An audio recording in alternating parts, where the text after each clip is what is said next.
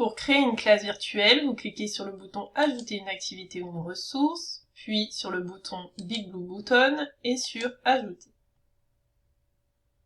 Pour donner un nom à votre classe virtuelle, vous le rentrez dans les paramètres généraux. Exemple, classe virtuelle test. Vous pouvez mettre un message d'accueil pour vos participants qui s'affichera dans la classe, dans la discussion publique. Bienvenue à tous, etc. N'oubliez pas de cocher « La session peut être enregistrée » si vous souhaitez enregistrer la classe virtuelle. Vous pouvez venir charger ici votre présentation. Il est conseillé de charger une présentation au format PDF pour qu'elle soit bien accessible sous Big Blue Button. Et votre présentation doit toujours faire un poids qui soit inférieur à 140 MO. Vous commencez le chargement et votre fichier est chargé. Alors, vous avez un onglet participants. Par défaut, tous les utilisateurs de votre UE sont inscrits. Si vous souhaitez faire des classes virtuelles privées pour des groupes, par exemple, vous pouvez venir chercher ici l'option utilisateurs et vous dites quels utilisateurs vous voudriez qui participent à cette classe virtuelle. Imaginons on veut faire participer Jean-Pierre, Manon et Patricia à une même classe. Eh bien, je clique sur Ajouter Jean-Pierre, Ajouter Manon, et ajouter Patricia. Et là, je vois Jean-Pierre, Manon et Patricia qui ont été ajoutés. Il faut que je définisse un modérateur parmi ces trois personnes. Imaginons, nous mettons Jean-Pierre en modérateur, ça veut dire qu'il sera le présentateur, l'animateur de cette classe virtuelle.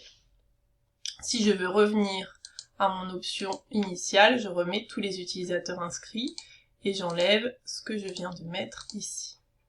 Vous pouvez planifier la session, c'est-à-dire donner une date et heure d'ouverture et une date et heure de fermeture de votre classe virtuelle.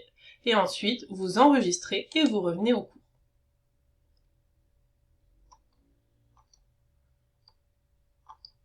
Donc on trouve bien ici notre classe virtuelle test.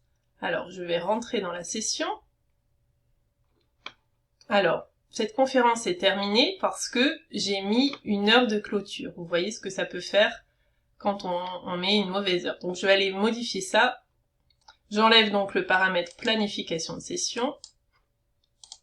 Et normalement, je pourrai de nouveau accéder à ma classe virtuelle que je viens de créer.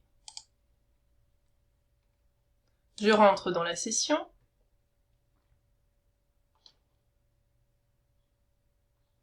Vous retrouvez ici le message que j'ai paramétré, bienvenue à tous, etc. Vous retrouvez également la présentation que j'ai téléchargée. Vous voyez là, pour le moment, les participants ne peuvent pas télécharger cette présentation. Si je veux la rendre téléchargeable, j'appuie sur le bouton Action ici, et je vais dans Charger une présentation. Je décoche ici pour autoriser le téléchargement de la présentation. Et je confirme. Et je vois l'onglet qui est apparu. Si je veux charger un autre fichier PDF, je peux recommencer l'action, charger une présentation, et je viens ici télécharger un autre fichier. Imaginons ce fichier ici. Et là, je clique sur télécharger. Le fichier se télécharge. Et il vient donc s'afficher dans la présentation. Et je peux switcher entre les deux fichiers juste en cochant le tic ici. Si je veux revenir à mon PowerPoint en format PDF, je clique ici et je fais confirmer. Voilà pour la présentation. Quand vous êtes présentateur, vous pouvez également choisir de partager votre écran. Il faut cliquer ici. Puis, vous cliquez sur l'écran si c'est l'intégralité de votre écran. Vous pouvez également partager des fenêtres d'application ou des onglets. Puis, vous cliquez sur « Partager ». Et ensuite, vous pouvez aller vous balader dans votre ordinateur et les auditeurs verront ce qu'il y a à votre écran. Il suffit de cliquer sur « Arrêter le partage » pour arrêter le partage d'écran. Pour sortir de la classe virtuelle, il faut cliquer sur les trois petits points, mettre fin à la réunion, puis confirmer.